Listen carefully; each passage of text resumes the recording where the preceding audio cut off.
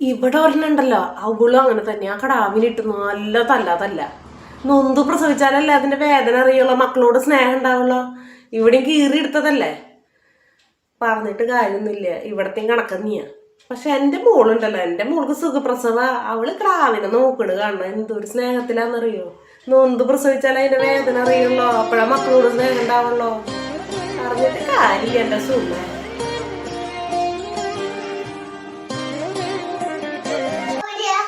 എപ്പോഴും കണ്ണി കാണാൻ മോള് പൊത്തി പിടിച്ച് കയറി ഒരു ഭക്ഷണം കഴിക്കില്ല, ഒന്നും കഴിക്കില്ല, എപ്പോഴും കുറുമ്പ് മാത്രം. ഇങ്ങനെ ഉണ്ടാവോ പിള്ളേര്? നീ 24 മണിക്കൂർ ക്രാവിനെ തല്ലിക്കൊണ്ടിരുന്ന് ഞാൻ ചത്തുപോ. അതിനെങ്ങനെയാ മക്കളോട് സ്നേഹം ഉണ്ടാവണേന്ന് ഒന്ന് പ്രസവിക്കണേ? ഇത് കീറി എടുത്തതല്ലേ.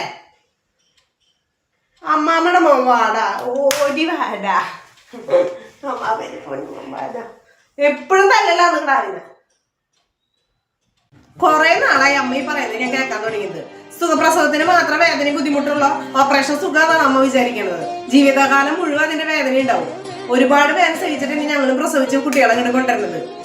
പിന്നെ അമ്മ പറയില്ലേ, ഞങ്ങൾ ഇവരെ തല്ലണത് ശിക്ഷിക്കുന്നത് സുഖപ്രസവത്തിന്റെ വേദന പ്രസവിക്കാത്തതുകൊണ്ടാണ്. അതുകൊണ്ടല്ല, അവര് ഞങ്ങളോടുള്ള സ്നേഹം കൊണ്ട്, അവര് നന്നായി വരാന്നുള്ളൊരു കരുതൽ കൊണ്ടാണ് നമ്മൾ അവരെ ചീത്ത പറയുന്നത്, വഴക്ക് പറയുന്നത്.